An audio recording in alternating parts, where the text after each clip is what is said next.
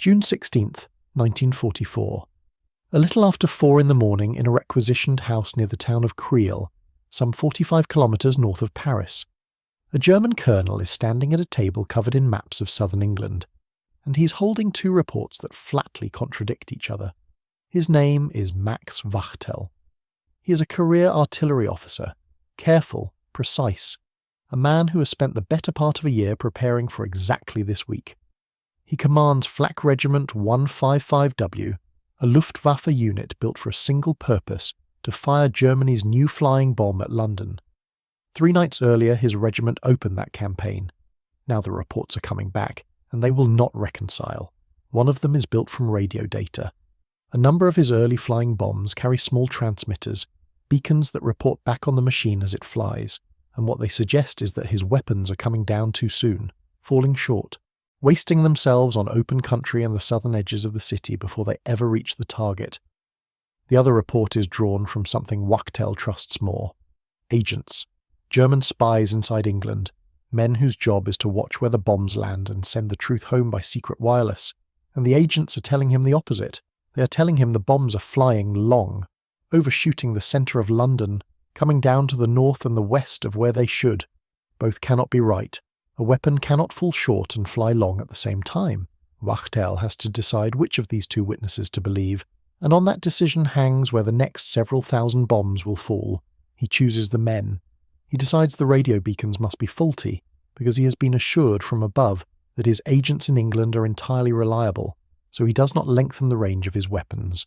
Where he adjusts them at all, he shortens them. He is wrong. He is quietly, invisibly wrong, and he will never fully understand why, because every one of those agent reports has been written in London by the people he is trying to kill. Pause on that for a moment, because this is not really a story about a machine. Machines fail all the time. This is a story about trust, and about what happens in a war when one side takes quiet control of the other side's eyes and ears and then shows it exactly what it expects to see. This is the story of the flying bomb summer of 1944, and of the strange secret and morally troubling battle that helped defeat it. To understand why a German officer could not explain what was happening to his own weapons, you first have to understand what the Germans believed they had built. And to understand that, you have to go back a few years, to a drawing board in a country that had convinced itself the war could still be turned by a single revolutionary idea. The weapon had many names. To the engineers who designed it, it was the Fiesler 103, an airframe number and nothing more. To the Luftwaffe procurement office it carried a deliberately dull cover name, a flak-aiming apparatus, chosen so that anyone who intercepted the paperwork would assume it was some piece of anti-aircraft equipment and lose interest. To the propaganda ministry it became something grander, Vengeance Weapon 1. In German the word was Vergeltung, which means retribution or reprisal, the promise of payment returned in kind for the Allied bombing of German cities.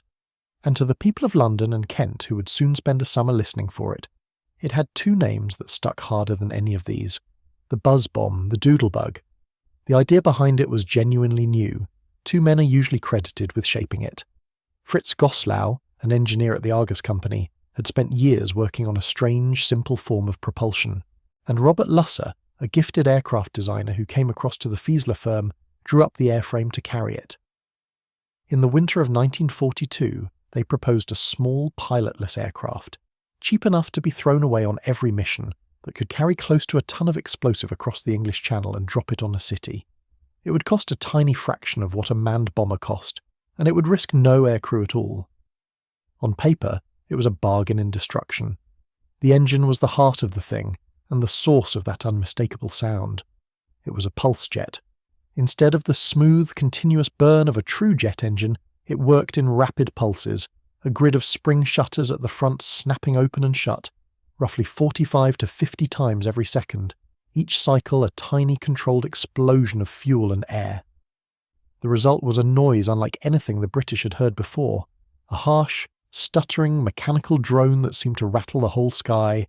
People reached for the same comparisons: a motorbike with no silencer, an old 2-stroke engine labouring up a hill. It was loud, it was crude, and in a sense the noise was the point. This was a weapon that announced its own arrival. The guidance was where German ambition met German limits. There was no radio control, no pilot, no one steering. Once it left the ramp, the flying bomb was entirely on its own, and it flew by a set of instruments that were, even for that time, strikingly basic. A pair of gyroscopes kept it level and stable. A magnetic compass held it on the heading set before launch, and on its nose spun a tiny two-bladed propeller, turned by the rushing air, that measured the distance the machine flew. Before firing, the crew set a figure into a counter linked to that propeller, a figure worked out from the range to London and the wind on the day. As the bomb flew, the little propeller turned and the counter wound down. After a set distance, it armed the warhead in mid-air. When the counter finally reached zero, it tripped explosive bolts that slammed the controls over and threw the machine into a dive. Read that again, because it is the key to everything that follows. The flying bomb did not aim at a target. It could not see a target. It flew in a straight line, on a compass heading, for a distance set on the ground, and then it simply fell out of the sky onto whatever happened to be underneath. Everything depended on that distance being set correctly before launch. Get it right, and the bomb comes down on London. Get it wrong by a few kilometres, and it lands in a field or in a suburb full of people who were never the intended target at all. The whole weapon, for all its novelty, balanced on a single number wound into a mechanical counter by a crew standing beside a launch ramp in France. That number is the money number of this entire story. Hold on to it, because a great deal will turn on it. There is one more thing worth saying about that terrifying silence, the sudden quiet that Londoners came to dread. It was not really designed. When the bomb tipped into its dive, the fuel in its tank was flung forward away from the feed, and the engine, starved, usually cut out on its own. The buzzing stopped, and the silence that followed was not a mercy. It was the sound of the thing coming down. The Germans built an organisation to match the ambition of the weapon. Flak Regiment 155W was raised in the summer of 1943 and placed under Colonel Wachtel. On paper it was a substantial force, several thousand men organised into launching battalions, each with its own signals and weather sections. Its ramps were the visible heart of the thing. Each was an inclined steel structure perhaps 50 metres long, pointed toward London, and at the moment of launch it flung the bomb into the air with a violent surge of pressure. A charge of chemicals was mixed at the base of the ramp to produce a burst of steam and gas, driving a piston up a slotted tube beneath the rails, and the piston dragged the flying bomb with it, hurling the machine off the end of the ramp at something like 200 miles an hour, fast enough for the little pulse jet to take over and keep it flying. A well-drilled crew could prepare and fire a bomb in a matter of minutes, and a single sight could send off several in an hour. Everything, though, still came back to that one number. Before each launch, the crew had to calculate the range setting. The figure wound into the distance counter, taking into account the exact distance from that ramp to the target and the wind expected along the route. A small error in that calculation, or an unexpected wind over the channel, and the bomb would fall a mile or two off. This was the crew's whole craft, and it is worth remembering how blind they were once the machine left the rails. They never saw where their bombs came down. They could not observe London. They fired their weapon over the horizon and into the dark, and then they waited to be told, by others, how they had done.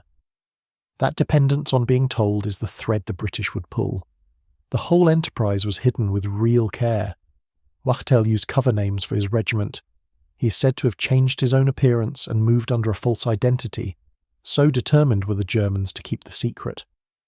When Allied reconnaissance aircraft began photographing the strange ski-shaped buildings at the first launch sites, the Germans abandoned them and switched to simpler, more scattered positions that were far harder to spot from the air. And here is the belief at the centre of it all, the German faith that would prove so costly. They believed in the weapon. They believed the flying bomb would do what years of manned bombing had failed to do: break the will of London, drive Britain toward the negotiating table, and avenge the ruins of Hamburg and Cologne. The propaganda ministry promised the German people that vengeance was on its way. The engineers had faith in their instruments. The intelligence service had faith in its agents. It was a closed circle, and inside that circle every part trusted every other part completely. Their whole model of the campaign worked, because it had simply never occurred to them that the enemy might have reached inside the circle and rearranged it from within. That is the German half of the picture. Now cross the channel, because the British half of this story had been getting ready for a very long time. The British did not meet the flying bomb by surprise. They had been hunting for it, and for its larger cousin the rocket, for the better part of a year. At the centre of that hunt was a young scientist named Reginald Victor Jones, known to nearly everyone as R.V. Jones. He was the head of scientific intelligence for the Air Ministry, still only in his early 30s, a physicist by training with an unusual gift. He could take a scrap of intercepted signal, a smudged reconnaissance photograph, a line from a prisoner's interrogation, and from those fragments assemble a picture of a German secret weapon before that weapon had ever been used. He had done it during the Blitz with the German radio beams that guided bombers to their targets. Now he turned the same mind toward a place on the Baltic coast called Peenemünde, where German reconnaissance and rumour suggested something new was being tested. Part of the earliest warning had come, years before, from a mysterious package. In the winter of 1939, an anonymous German, evidently a scientist of conscience, had left a report for the British in Oslo, describing a range of German weapons research. At the time, much of it could not be confirmed. But as the war went on, piece by piece, elements of that report kept turning out to be true, and it helped point British intelligence in the right direction. The confirmation, when it came, owed a great deal to the patient work of photographic interpreters, and in particular to a Women's Auxiliary Air Force officer named Constance Babington Smith. She led the section at the Reconnaissance Interpretation Centre that pored over aerial photographs of German airfields and test sites, hunting for anything unusual. It was her section that picked out on images of Peenemünde the tiny cruciform shape of a small pilotless aircraft sitting on an inclined ramp. That was the flying bomb, caught on camera before it was ever fired in anger. It is worth pausing on the fact that one of the sharpest eyes in the whole secret war belonged to a woman studying photographs through a magnifier, at a time when the fighting is usually imagined as an entirely male affair. The intelligence war was not.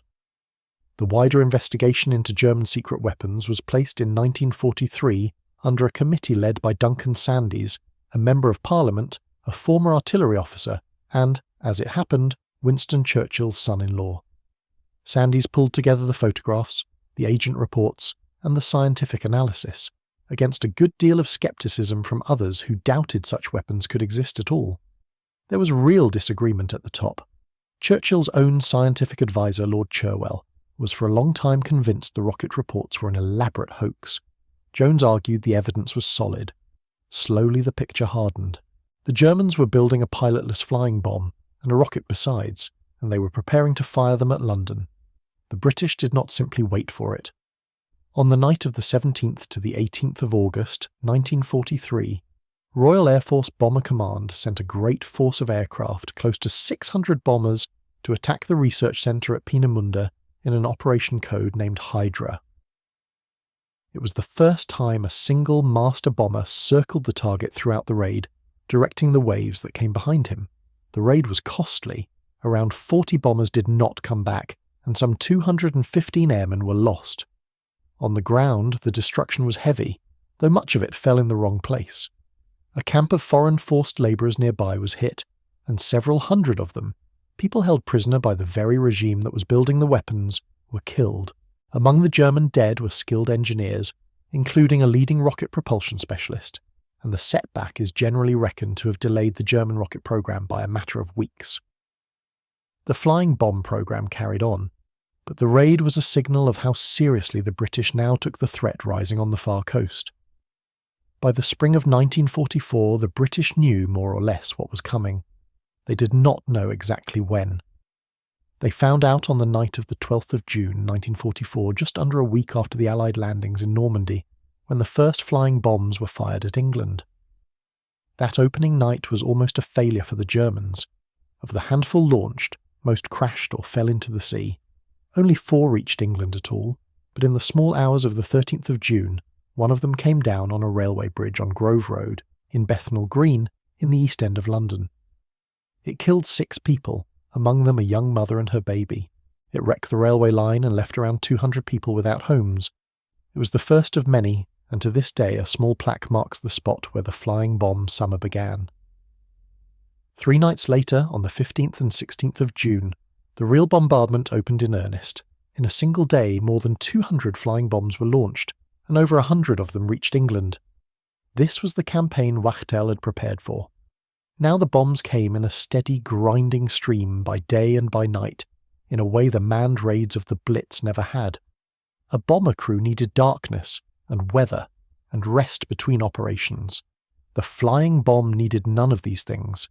It came at breakfast, and at noon, and in the dead of night, and the only warning was that stuttering drones swelling in the sky, and then, if your luck was bad, the single most dreaded sound of the whole summer: silence. Londoners learned to read that silence within days. You listened for the buzz. You waited for the cutout, and then you had perhaps 10 or 12 seconds to reach a wall, a doorway, a gutter, anything at all before the blast. People flung themselves flat in the street in the middle of a sentence. Whole queues at a bus stop would drop to the pavement as one. It was a peculiar and modern kind of terror, mechanical and impersonal, a machine with no pilot, no crew, and no mercy, droning over your street and then falling quiet above your head. There was a special cruelty in the psychology of it. During the Blitz, the danger had at least come in defined raids, announced by sirens, ended by the all clear, with hours of relative calm between. The flying bomb obeyed no such rhythm. It could arrive at any minute of any hour, and it very often did, so that the strain never fully lifted. People grew exhausted in a way that was different from the exhaustion of the Blitz, worn down not by the intensity of a raid, but by the impossibility of ever quite relaxing. Sleep suffered, nerves frayed, and the ear became a permanent instrument of dread, forever half listening, under every conversation and every task, for the distant approach of that stuttering drone.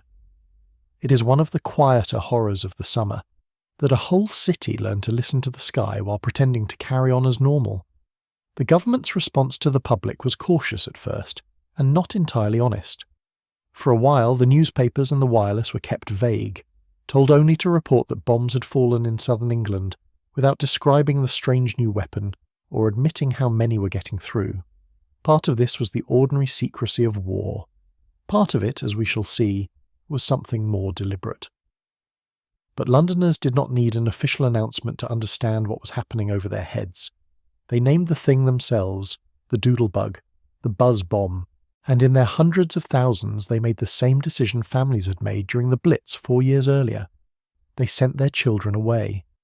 A fresh evacuation emptied schools across the capital, and once again the platforms of the deep underground stations filled at night with families carrying blankets and thermos flasks, sleeping below ground while the machines droned overhead.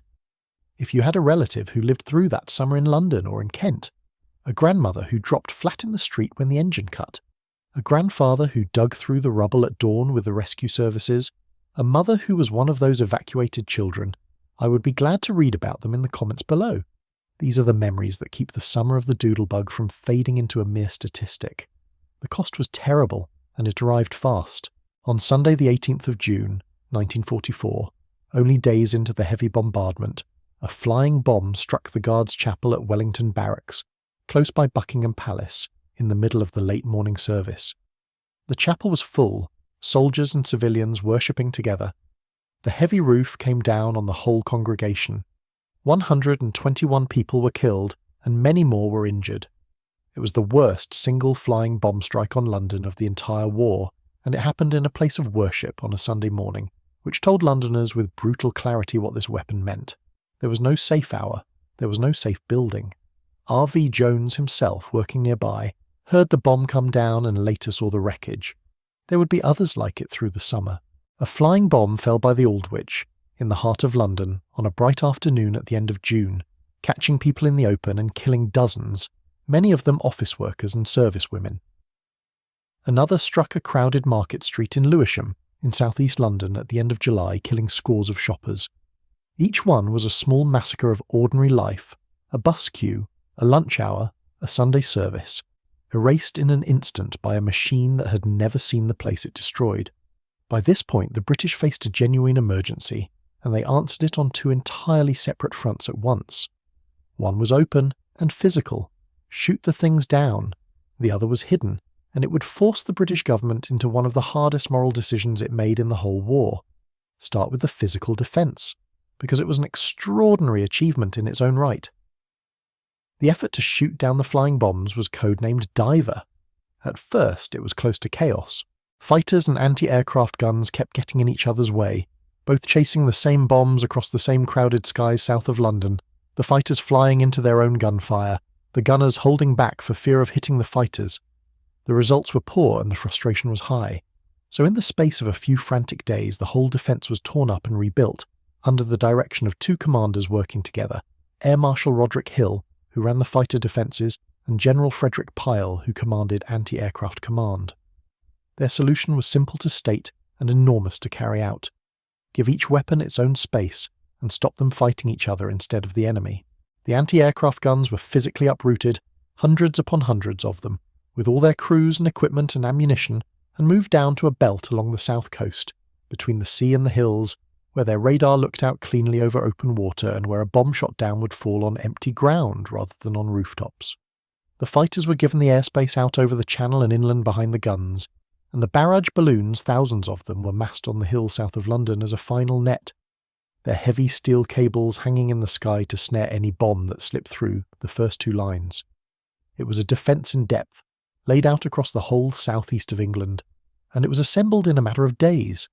The fighters had to be fast because the flying bomb was fast, faster near the ground than most aircraft of the day could manage. Only a few types could reliably catch it in a level chase. The Hawker Tempest, a big and powerful fighter that truly came into its own in this role, brought down more flying bombs than any other aircraft. The Spitfire, in its later and faster marks, joined the hunt, along with the American-built Mustang, and by night the Mosquito prowled the approaches. And in July 1944, something genuinely new entered the fight.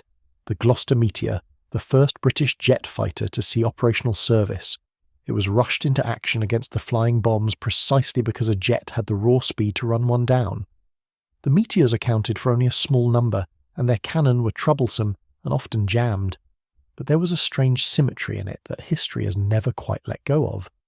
One of the first jet aircraft in combat, sent up to hunt one of the first cruise missiles in history. The pilots learned quickly that they had to be careful. If you shot a flying bomb from too close and the warhead went up, the explosion of nearly a ton of high explosive could destroy the aircraft that had killed it. So they learned to open fire from 200 or 300 yards back and to break away hard. And a few of them, when their ammunition ran dry, tried something that still sounds barely believable. They would ease a wingtip in under the stubby wing of the flying bomb and flip it, spoiling the airflow and toppling the gyroscopes, sending the machine spinning down out of control before it reached the city. The first pilot of the Commonwealth Air Forces recorded doing this was a young Australian, Kenneth Collier, flying a Spitfire, who tipped one over near East Grinstead on the 23rd of June 1944 after his guns fell silent. An American pilot is credited with doing something similar a few days earlier.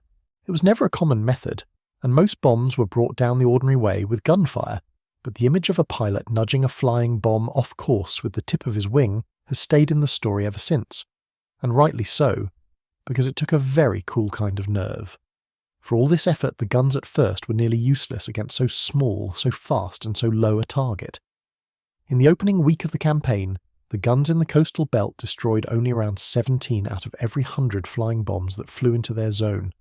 And then, over the following weeks, that figure climbed in a way that astonished even the men firing the shells. It rose to about 60 in 100, then 74, and on one remarkable day near the end of August, it reached 82 out of every 100 that came within reach. The story is told just as clearly in the ammunition. Early on, it took something like 2,500 shells to bring down a single flying bomb. By the end of the campaign, it took roughly 100. What changed was technology, and most of it came across the Atlantic from the United States. 3 inventions arrived together and turned the coastal guns from a nuisance into a wall. The first was a new radar that could lock onto a target and follow it automatically and smoothly, without a man straining at a handwheel trying to track a machine moving faster than the eye could comfortably follow.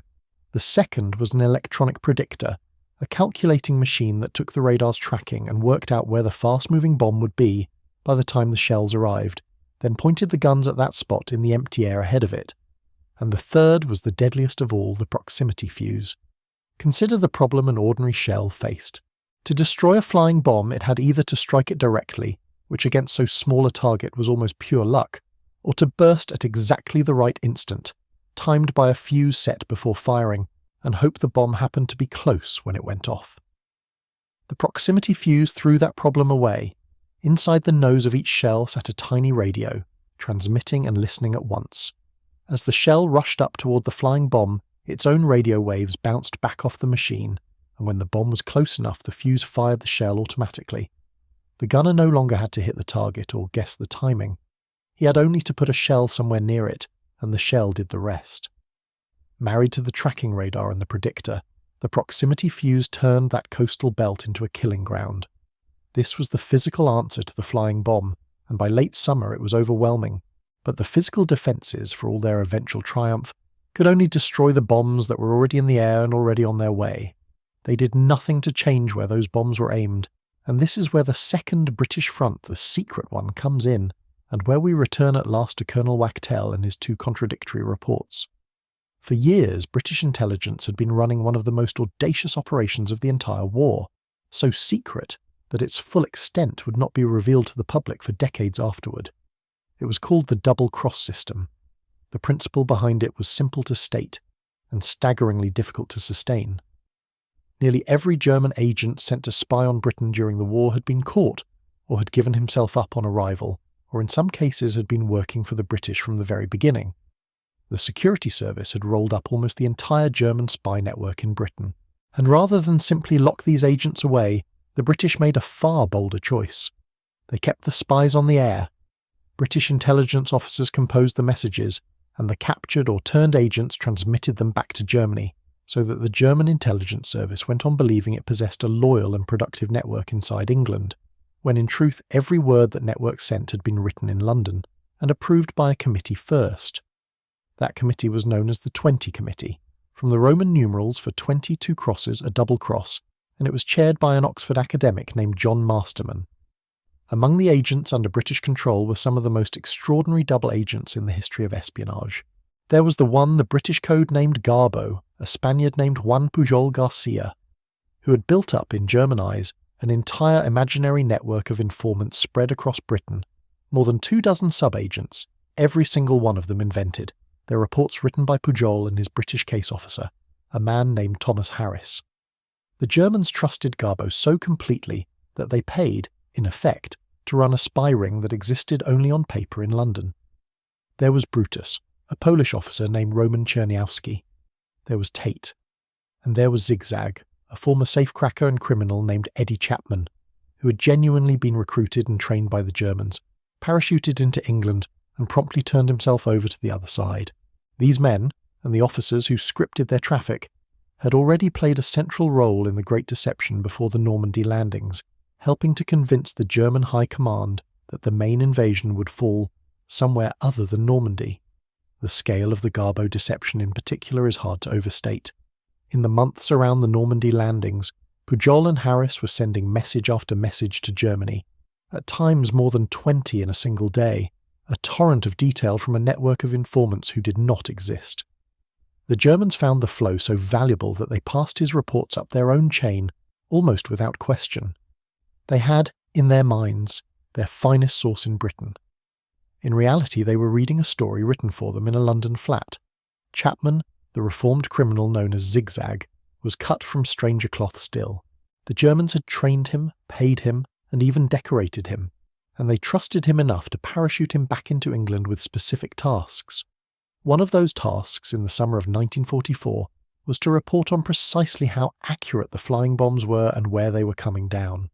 So in June 1944, the Germans handed these very agents a new and urgent job: report on the flying bombs, tell us where they are falling and when, so that we can judge our accuracy and correct our aim.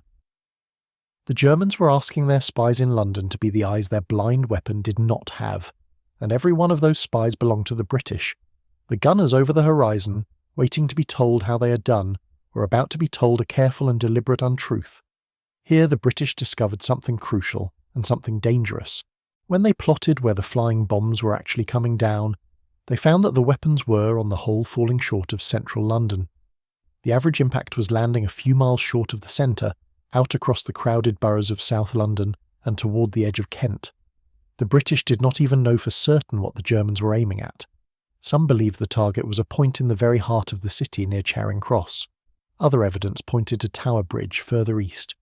To this day, the exact German aiming point is not entirely settled, but the practical fact was plain enough.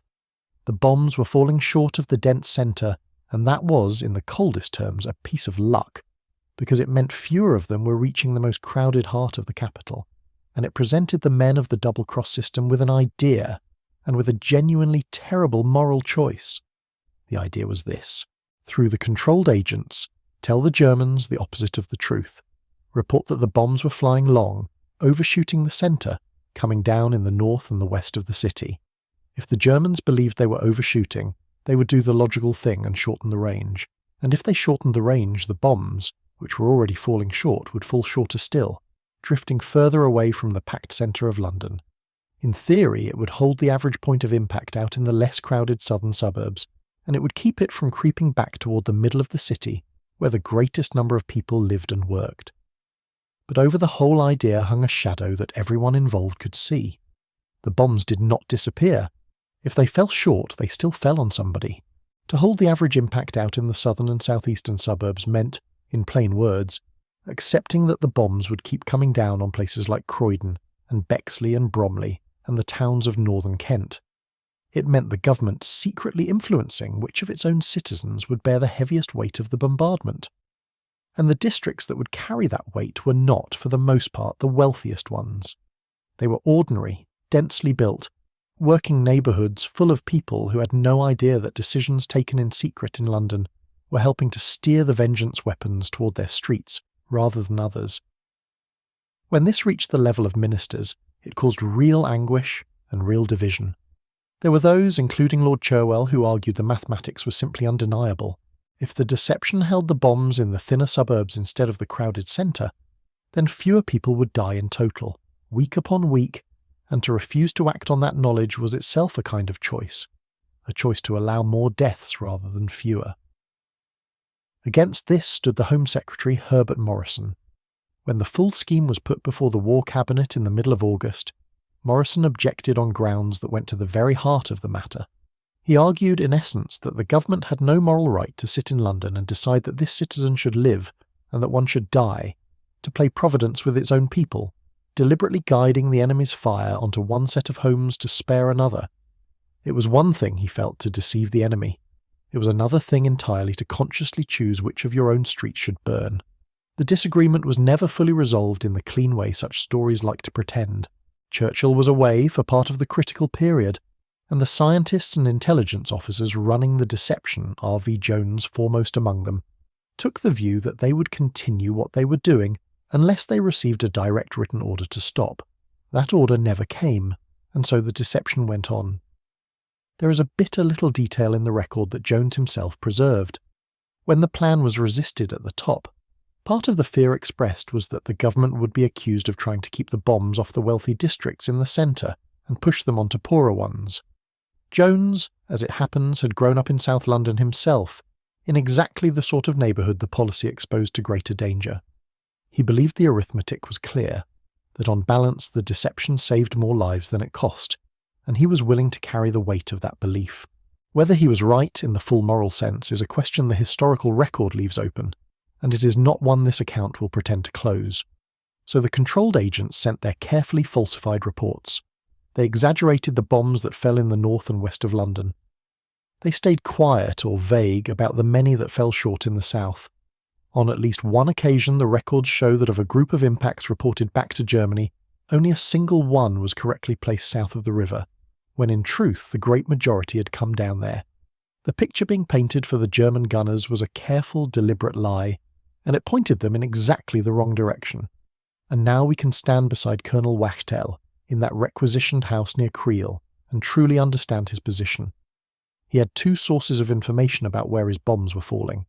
His own radio beacons, the honest instruments, told him the weapons were falling short. His agents in England, the men he'd been assured were completely reliable, told him the bombs were flying long. He could not know that the beacons were telling the truth, and the agents were enemy puppets. Everything in his training, and everything in the culture of the intelligence service that fed him, told him to trust human reports from loyal agents over a handful of possibly defective radio sets. So he trusted the men.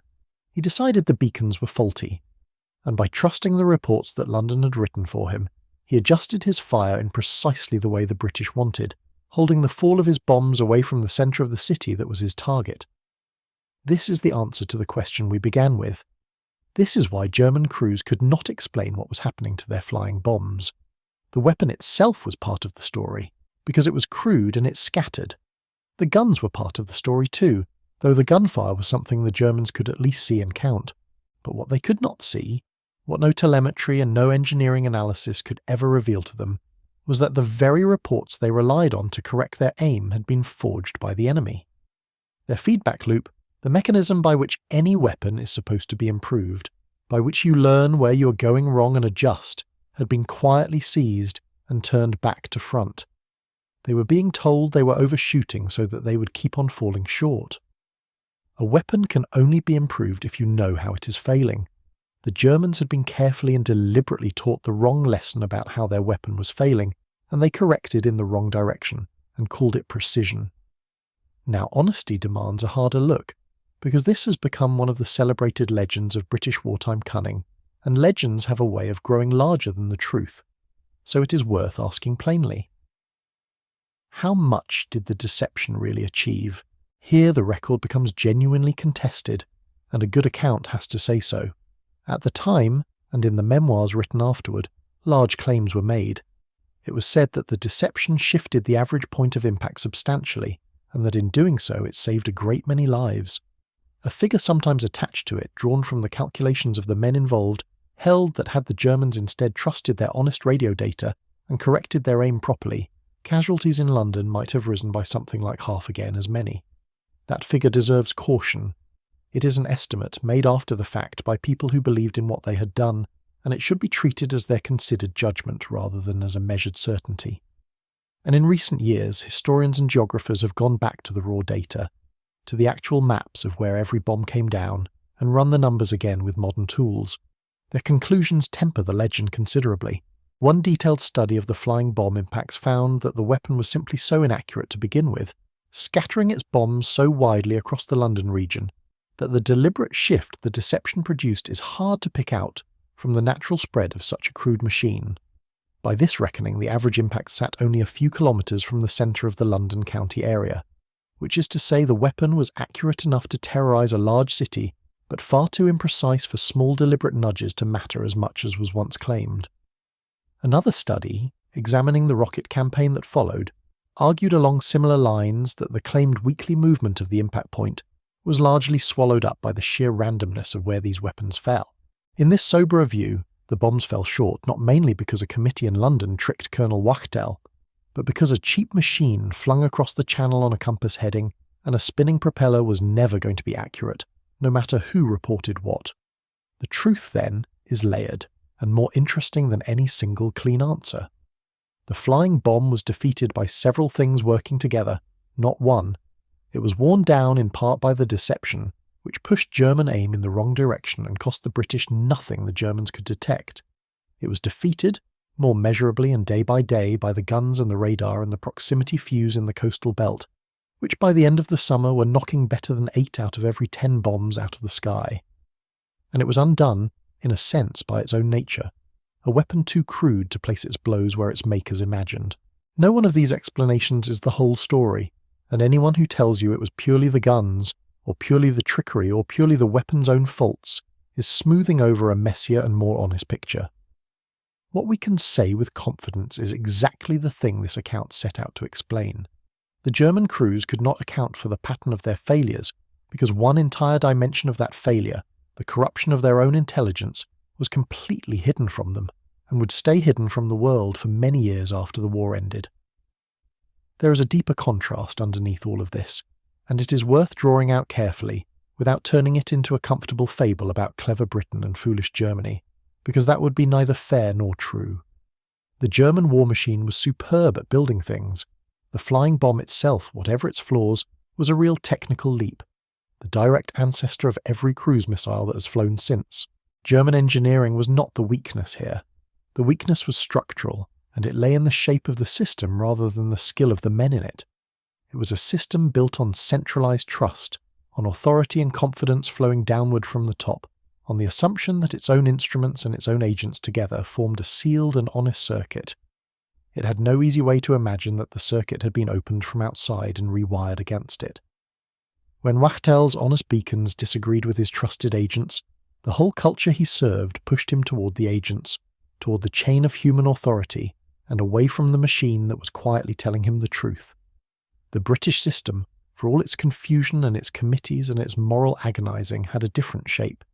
It was suspicious by habit, decentralized, argumentative, willing to improvise, and above all willing to imagine that the enemy's own tools could be captured and turned around. It could conceive of a deception on this scale precisely because it was itself a looser, more distrustful kind of organization, one that assumed deception was always possible and planned against it. A young physicist could argue with senior officers and be listened to. Intelligence officers could decide to keep a scheme running in the absence of an order to stop. Captured spies could be kept alive and made into instruments rather than simply shot. This is not a claim that one people was cleverer or braver than another. It is an observation about two ways of organizing a war. One trusted its own closed circle absolutely. The other assumed the circle could always be broken and watched for it. The side that assumed it could be deceived proved far harder to deceive. The side that trusted its loyal agents completely was the side whose agents, every one of them, belonged to the enemy. If your father, your grandfather, or your great-uncle served on the coastal gun belt with anti-aircraft command, or flew Tempests and Spitfires and Mosquitoes against the flying bombs, or worked in the strange hidden world of intelligence and interpretation that summer, I would be honoured if you left their name and their unit in the comments below. This is how the memory is kept alive, in the telling and the passing on of it, from one generation to the next. The bombardment from the launch ramps in France did not last as long as the Germans had hoped. Through the late summer, the Allied armies broke out of Normandy and drove up through northern France, and by the start of September 1944, they had overrun the launch sites in the Pas-de-Calais. The last of the launching battalions pulled back at the end of August. The bombardment of London from France was quite suddenly over. In early September, a British minister told the country, in effect, that the Battle of London had been won, that the flying bomb had been beaten. It was very nearly true, and then, within days of that announcement, an entirely new weapon fell on London. Not a flying bomb this time, but the rocket, the successor, arriving faster than sound with no warning drone at all, striking before there was anything to hear. The vengeance campaign was not over, it had only changed its shape, and that is a story for another time. The Germans, for their part, were not quite finished with the flying bomb either. Deprived of their ramps in France, they adapted. They began launching the bombs from the air, slung under the wings of Heinkel bombers that flew out low over the North Sea at night, climbed briefly to release their weapon, and turned for home. It was a difficult and dangerous business. The bombers were vulnerable, some were destroyed when their own flying bomb detonated on release, and the accuracy of a weapon launched from a wallowing aircraft in the dark was worse than ever. Over the following months, something above 1,000 flying bombs were launched this way against England to little strategic effect. The weapon was also turned in great numbers against the port of Antwerp, which the Allies desperately needed as a supply harbour once it was captured, and that city endured a long and brutal ordeal under both the flying bomb and the rocket. The figures for Belgium are staggering in their own right. Many thousands of flying bombs were aimed at Antwerp, and thousands more at the city of Liege, and between the vengeance weapons the Belgian dead ran into the thousands, with many more wounded. Antwerp, in the end, absorbed a bombardment on a scale comparable to London's, and its suffering is far less remembered. The very last flying bombs fired at Britain came in March 1945, some of them from ramps in the Netherlands, in the final weeks before the war in Europe ended. By then, the machine that had terrorized a summer was a spent force, hunted from the sky almost as fast as it could be launched. Before this ends, there is a part of the story that has to be told plainly, because it is the part most easily lost amid the deception, and the jet fighters, and the clever committees. The flying bomb was a horror for the people it was fired at. In the London region alone, across those months, the flying bombs killed more than 6,000 people, and seriously injured many thousands more. The overwhelming majority were civilians, caught in their homes, on their streets, in their workplaces and their churches, ordinary people with no hand in the making of the war, killed by a machine that could not even see the ground it was destroying. And there is another group of victims further away, and even more completely forgotten, without whom no honest account of this weapon can be complete. The flying bombs were built, in very large part, by slave labour. as production was driven underground to escape Allied bombing. Much of it was concentrated in a vast tunnel complex in central Germany, worked by prisoners from a concentration camp, people held in conditions of deliberate and murderous cruelty. Thousands of them died producing these weapons, worked and starved and beaten to death in the tunnels, and thousands more died in the camp that fed the factory. Some of them resisted in the only way left to them, by quietly sabotaging the machines they were forced to assemble, and prisoners caught doing so were hanged, sometimes in front of the others as a warning. So when we speak of flying bombs that failed, that fell short, that dived early or veered off course, we should hold in mind that a portion of those failures may have been the last act of defiance of a dying man in a tunnel, choosing to build the weapon badly, knowing exactly what that choice would cost him. The victims of this weapon lie at both ends of its short flight, beneath the rubble of London and Kent, and in the mass graves beside the factory that made it. Neither should be tidied out of the story to make it neater than it was, so let the names of that summer stand.